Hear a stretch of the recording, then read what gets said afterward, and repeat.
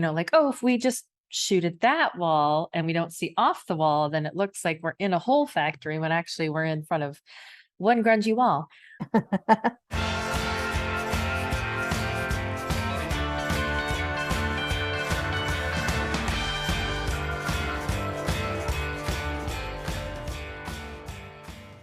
Hey listeners, welcome back to Beyond the Palette. I'm your host, Whitney Rosenson, owner of Art Dimensions. Today I'm chatting with a different type of creative, the set decorator. Rae Deslich is my guest, and Rae is a set decorator who creates beautiful sets for TV shows and feature films. Rae and I met recently through the Set Decorators Society of America here in Los Angeles, and I am so glad we did.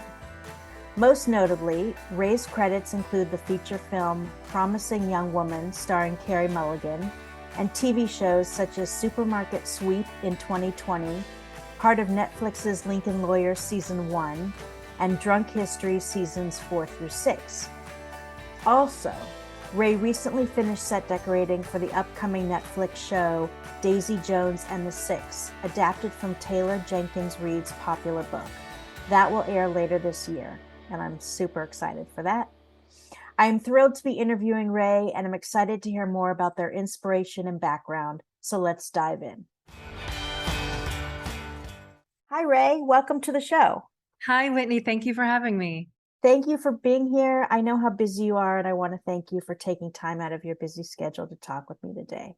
No problem. I'm so happy to talk about set decoration and art on TV and film. I think it's kind of a thing that a lot of people don't know a lot about. So I'm happy to share. For sure. That's awesome. Okay. So for those who don't know a lot about it, can you briefly explain what a set decorator's job actually is? Sure. So the set decorator covers on a film set.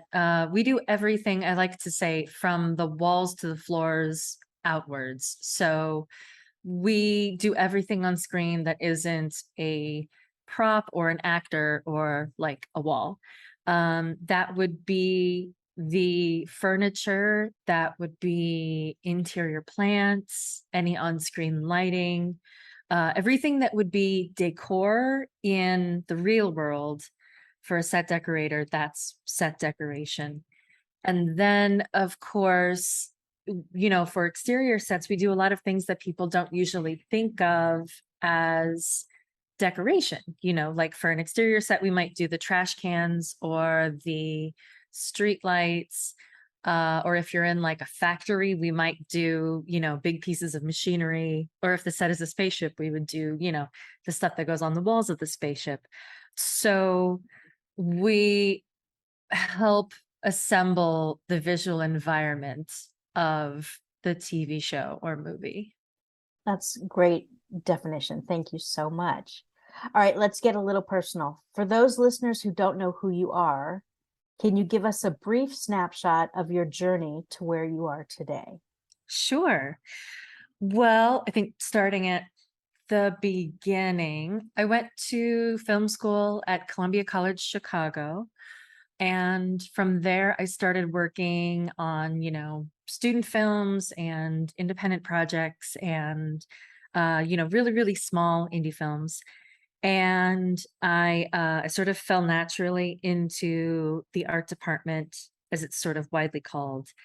And then I worked on smaller independent projects. And then eventually I started decorating, bigger and bigger movies, things that would go to, film festivals. And then I joined the union as a set dresser in 2013. And then I became a union set decorator in 2015. I think I started my union career anyway, in a lot of like low budget comedy, because that's a lot of what like gets filmed in Los Angeles. And then I've been moving into a lot of genre and period work since then. Okay, so you've been doing this for a while. Yeah. My next question, you kind of answered it, but I was going to ask you how you started your career. But you told me you mentioned you went to film school. Mm-hmm. And do you want to add any more, like how you started actually I mean, was it the union that really catapulted you to set dressing or set decorating? No, no, I got into this department far before then. I think very, very early on, I knew that this was the part of production that I wanted to go into. I remember being on student films and always being the one who like knew how to make whatever space we were in look more like we wanted it to look, knowing how to like use visual tricks to help us get the right look. Like, oh, if we just shoot at that wall and we don't see off the wall, then it looks like we're in a whole factory when actually we're in front of one grungy wall. And that started very early on because, you really have to know all your know-hows on an independent film to make it look good. So that I think that happened almost immediately. I graduated film school in 2005 and I was working in the art department by like 2006 or so. Oh, amazing. Yeah, just right away. I was like, this is definitely the avenue in film that I want to go down. I think when I went to film school, I thought that I was going to be perhaps a editor because nobody outside of the business knows really what all of the roles are, which is kind of, I think, a thing that keeps a lot of people from getting into it. We don't realize how many jobs there are in the business Yeah. and how they're like real jobs, not just like some imaginary stuff like, oh, I want to be a filmmaker. No, I mean, there's so many jobs in production and post-production and art department and Yeah. Yeah, it's sound and yeah. right. And they're all, careers. So if somebody like walked into a high school and they were like, hey, would you like to be a music supervisor and have work at a very well-paying job and work in movies, people would be like, oh my God, that's a real movie and film, but we don't see that from the outside. So Right. yeah, once I got in and I started actually working on set, even tiny student film sets and independent sets and things like that, then I realized like, oh, there's this whole department full Okay. of, Understood. really what I want to Understood. do. Let's get into art a little bit. This is a general question, I know, but how important is art to an overall set? It's very important. I do think that most of the time it's there. Sometimes it's actually featured, like sometimes the movie or the TV show will make a big deal out of it and it's like, featured and there'll be dialogue about it. Like someone walks into someone else's house and they go, whoa, cool painting or whatever. Most of the time it's just they're playing a supporting role in the design of the room or the establishment of like the feeling of the set. But I would say it almost has a stronger role than a lot of the other decor. It says more than like a couch or a table. Okay. So it's very important in establishing like the environment, But even if that couch or table is, let's say, like a character piece. yeah, like if it's a really grand looking sofa or something. Sure, then maybe it might, ascend to like the level of what art can do, but art can convey so much. Okay, I love hearing that. I think it can convey more about the environment than almost all of the other decor can. Okay. When you're working on a set, do you choose the furnishings or the artwork first? And tell us why. Hmm. I do think that I choose the furnishings first. And I think that that's probably more of a practical concern because they just occupy like floor space, and I'll have to turn in furniture plans to other departments pretty early on. The people who say, make the floor plan of the set, that's usually the set designer working under the art director and the production designer. So they'll hand us a floor plan, but it's just an empty room. So very early on, we have to then give them a layout of what we think the room is going to look like and say, well, a couch goes here, a table goes here. And everybody needs that. The directors need that for their Movement of the characters or yeah, for their pre-visualization. The director of photography needs that to plan their shots. The electricians will need that to know where the lamps are going to go. So you actually have to turn that in pretty early on in the production process. Oh, I did not know that. That's okay. It's good practice to do so that everyone kind of has a heads up about what they need to do ahead of time. And then you might actually get to the business of choosing that furniture and then choosing the artwork. So really just for practicality, like just so that we know how big that couch is going to be, or whether it's going to be like, one big table or two small tables, we'll usually tackle the furniture first and then get the artwork. And then get the artwork. Okay. Now, when you're choosing artwork, what's the process? Well, one consideration that I have often is sometimes the art can be used to accent or offset the furniture. Like if I feel the furniture is maybe a little not colorful enough, the stuff that I've ended up with, I can use the art to bring in more color or more modernity if the furniture is too drab and old, or so I can use the art to kind of mix it up a little. Sometimes I'll pull reference photos, like if I'm visualizing a set and I have a mood board for it, I'll look at what sort of art is in that picture and see how it supports the overall feel of the room. Like if it's a really elegant, high-end, staged mansion, I'll zoom in on that artwork and I'll be like, what do they have there? And how does it support the overall feeling of the room? Mm-hmm. Or if it's like a historical reference, I will take a look at the art that's there, see what kind of artwork went with that era and environment. I might do other research, like I'll research specific time periods or art movements, or sometimes I'll know, you know, just in terms of like an art movement or a style or type of artist that I want, maybe I'll say like, well, we really need something like cool and hip and something representing like the modern Los Angeles Mexican American art movement, something like that. Okay. So you know specifically. Yeah, maybe something about the set will tell us that we really need art from this kind of artist. And so we'll look for that. Like that was the case a lot of the time for the Party of Five reboot series that we did. We were like, we know that what would be in this room would be young, cool, hip Latina artists. So that's what we're going to look for. And then I'll usually give those instructions to my shopper, and they will either go to the cleared art rental house and they'll look for those, or we might reach out to specific artists independently and make agreements with them that way. Okay. I love hearing the whole process. I mean, because I'm on the other end of it and I don't know, I just get the emails and the calls. Mm-hmm. Yeah, you come in at like step 3 at that process, kind of. Yeah, I like knowing about step 1 and 2. Describe your aesthetic, just for you personally, describe your aesthetic in 3 words. My personal aesthetic for me is maximalist and spooky and vintage, I think. Those would be 3 good words.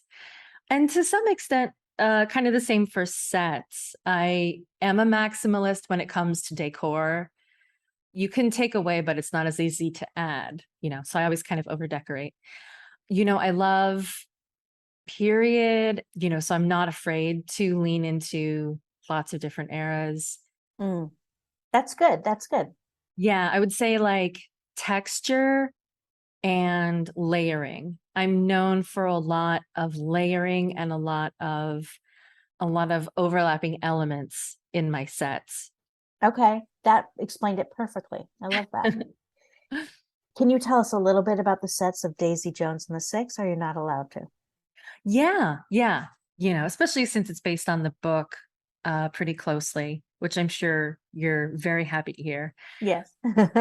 We had such a great time with all the sets, and there was such a wide variety of them too. It wasn't just, there were a lot of like cool 70s bohemian homes, But there were also a lot of very real world locations that were very interesting. There were bus stations, there were police stations, there were so many recording studios. There was, a very nice recording studio that they are in when they've achieved a lot of success. There's a shitty, drab recording studio that they're in when they're just starting out. The process of being in that one period, mostly the 70s, really let us like settle down and differentiate all of these different kinds of like 70s sets. It's not just, like a 70s house or Like that 70s show. exactly. No, we got to, establish like, oh, well, this is a very financially well-off widow with an appreciation for fine furniture, but a very like restrained sense. And this is a rich bachelor record producer who really loves fancy cars and African art. And they're both very 70s sets, but they look very, very different. Was it fun? Was it a fun project to work on? Tons of fun. It was really hard. I'll be very honest. It was almost entirely on location. And we went to a lot of like real world Los Angeles locations that were very popular in the 70s. We spent a lot of time in Hollywood, a lot of time in the Valley, a lot of time in Laurel Canyon or on the Sunset Strip. I think we filmed at every rock club on the Sunset Strip that like still exists. Oh, And how fun. we heavily retrofitted them quite a bit to make them look like they did in the 70s. So, very often in the TV show, when you'll see like, oh, we're at the Troubadour seeing this band, it's going to be the real Troubadour. It's going to be the real, Roxbury. yeah. Is the Roxbury still around? When I was in high school, I used to go there. Yeah, I think the Roxbury is. The Roxy still is. We didn't shoot at the Roxy. Oh, yeah. We shot at the Viper Room, which back then was called Filthy McNasty's. It's even older than that. That club goes back to the 1930s, and it's been Oh, a wow. million things since then. But we took it back to what it looked like in the 1970s, both inside and outside for that one. And what about the art? Can you tell us a little bit about the art? Yeah, we used so many different artists. I think mostly we used things from art rental houses because it was, of course, it's a period piece. We wanted to get actual 70s artwork where possible, but such a huge variety.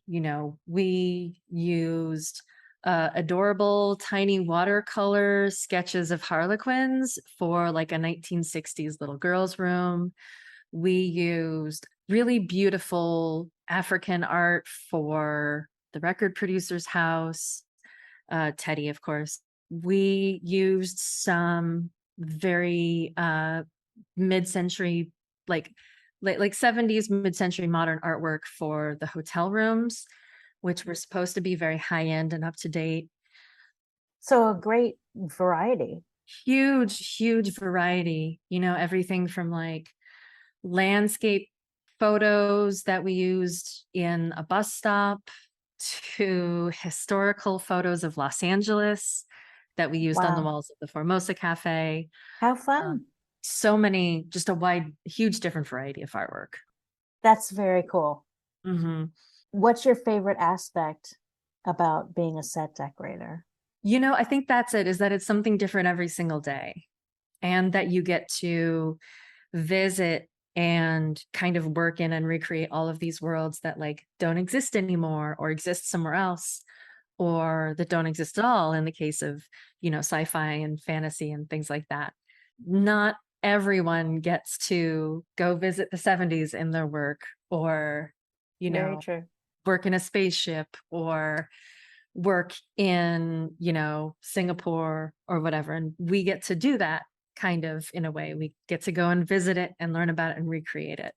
So I think that's my favorite thing about it.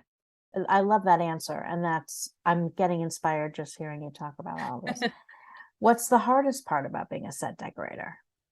Boy, there are a lot of things that are hard about it. Some of them were trying to improve, the hours are very long. There's a lot of very hard work, and we're all currently kind of trying to fix our like work-life balance that can really get out of hand if you don't keep an eye on it. Mm-hmm. But you do, it seems like. You know, to a greater or lesser extent.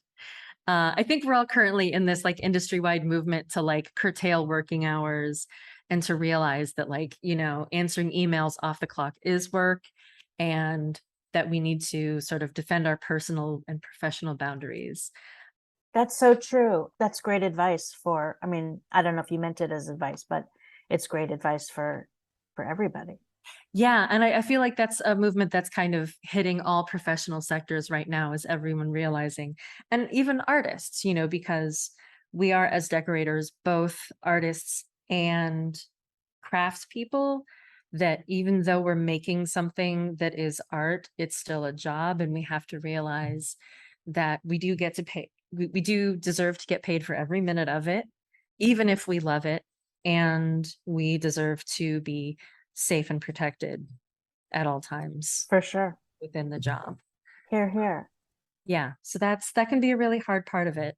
But I think that as a profession and as an industry, we're kind of like coming together and pushing back, and kind of taking our good work-life balance back. Very cool. Do you think creativity is something you're born with or something you're taught?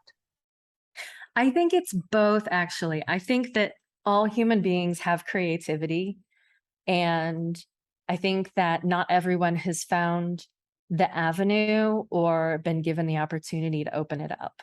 For example, weirdly, I cannot draw. I'm not terribly inspired to draw. I'm not motivated to do it. I'm not creative in that way, but there are plenty of people who are. So, I think even most of the people in the world who you would look at and you would be like, oh, well, he's a HVAC technician for a living. He's not creative. I bet that person is creative. I bet that they just haven't found that avenue, and that they haven't, had a chance to explore it. A friend of mine, his dad in his like late retirement, decided that he wanted to learn how to play the violin. And so this dude legit like went to a violin conservatory at like 70 years old, and is now a wonderful violin player. Oh, that's so cool. It's so unexpected. And I think he was like a carpenter or something. This big old broy carpenter from like Western Massachusetts. And he was like, I want to be a violinist. And now he is. So I think everyone has that in them. They just need the chance to find it. And to tap in, right? Yeah, exactly. Rae, before we wrap up, I want to know, is there anything else you want to add that you'd like our listeners to know about you? I don't think so. I think that so often I hear people say, well, I'd love to get my artwork or my, craft, or, whatever it is that I do, my product, even if you like make and sell something.